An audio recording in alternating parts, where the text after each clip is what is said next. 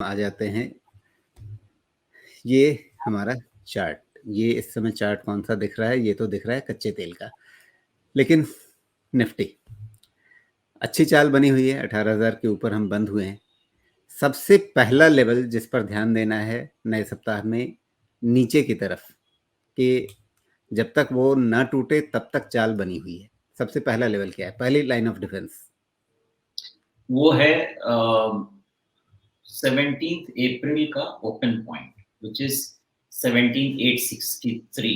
तो आपको ये 17,850 863 जो है ये रेंज, मतलब इसके ये नीचे क्लोज हो गई तो ये पहला लाइन ऑफ डिफेंस है जो कि ब्रीच होगा।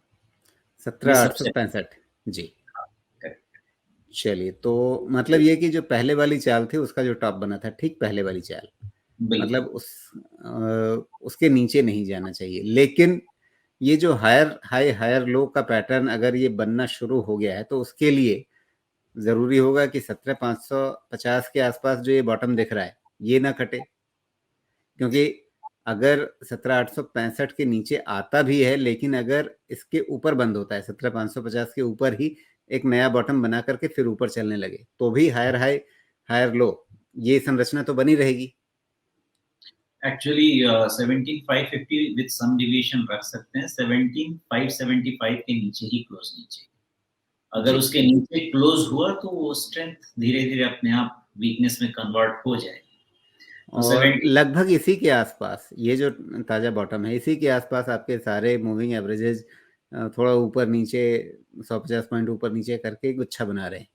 मतलब ये एक रेंज बनेगा, ये एक जोन बन सकता है कि इसके नीचे जब तक ना फिसले तब तक कोई चिंता नहीं करनी है। देखिए ये जो अब एवरेजेस है ना, ये अभी एडजस्ट होंगे बिकॉज़ 17,550 के आगे में रफली 1 हफ्ते का कैंडल है जी, और अभी 1 हफ्ते का कैंडल बनेगा जब तक 17,550 होना भी होगा तो। तो यानी 50 डे वो मूविंग एवरेज ऊपर आएगा, 200 डे मूविंग एवरेज ऊपर चल रहा है, थोड़ा और ऊपर चला जाएगा, मुख्य रूप यहाँ से पे यही कहानी होगी। और यहाँ सबसे पे बड़ी चीज़, 20 से डे मूविंग एवरेज जो हरी रेखा है वो बड़ी तेज़ी से अभी ऊपर चलती चली जाएगी, तो वो हो सकता है कि एक हफ्ते में आपके उसी फर्स्ट लाइन ऑफ डिफेंस 17,850 के आसपास आ जाए। आ जाएगा, इसीलिए पैटर्न रीड करें। पैटर्न रीड जी, करने से होगा ये कि लेवल्स थोड़े फाइन ट्यून रहेंगे। बिल्कुल। तो ये कहानी हो गई हमारी निफ्टी की। अब इसमें ऊपर की ओर पहला टारगेट, क्योंकि हमने नीचे डिफेंस की तो बात कर ली, ऊपर सबसे पहला टारगेट जो हमें नए सप्ताह में दिख सकता है, 18,100 200 तो था और वहां तो आ ही चुके ना, अब वहां तो आ हाँ, ही चुके। उसका एक्सटेंशन 18,300 तक भी हो सकता है। जी, 300 तक नजर रखें, ये पहली चीज। इस चाल में वहां तक जा सकते हैं। तो क्या वहां के बाद थोड़ी प्रॉफिट बुकिंग आएगी, फिर एक जो आप फर्स्ट लाइन ऑफ डिफेंस कह रहे हैं उसके आसपास कहीं वापस, और फिर दोबारा नई चाल, इस तरह से कुछ पैटर्न बनेगा? उम्मीद तो वही रखते हैं, लेकिन इस जी, पे काफ़ी कुछ डिपेंड करेगा निफ्टी बैंक के बिहेवियर पे। जी, 43,700 के पास उसका क्या बिहेवियर है, उस पे बहुत कुछ डिपेंड ठीक है।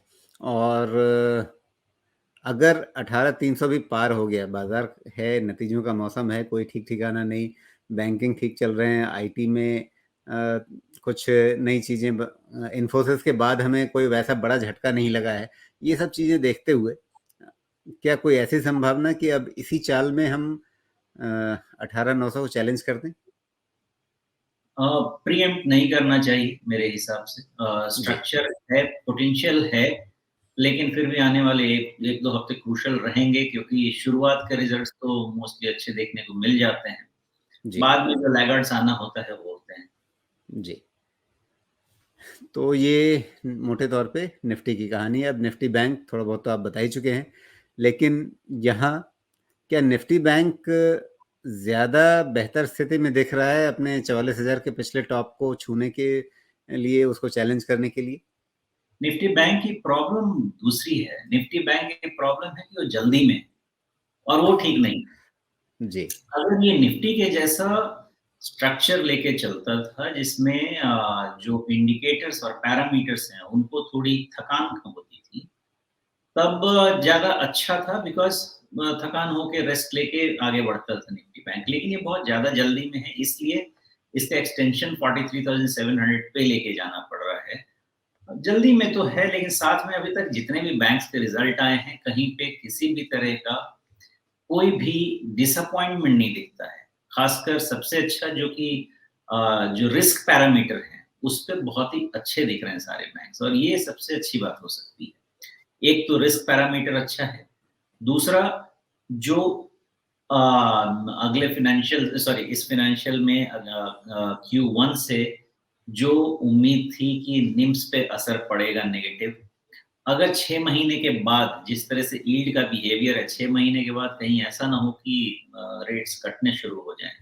तो उस केस में जो निम्स का बहुत स्ट्रेस फैक्टर करने वाला था मार्केट इस क्वार्टर के Q1 FY24 के रिजल्ट से, शायद वो फैक्टरिंग उतनी ज़्यादा नहीं और वो फेवर में चली जाए बैंक के।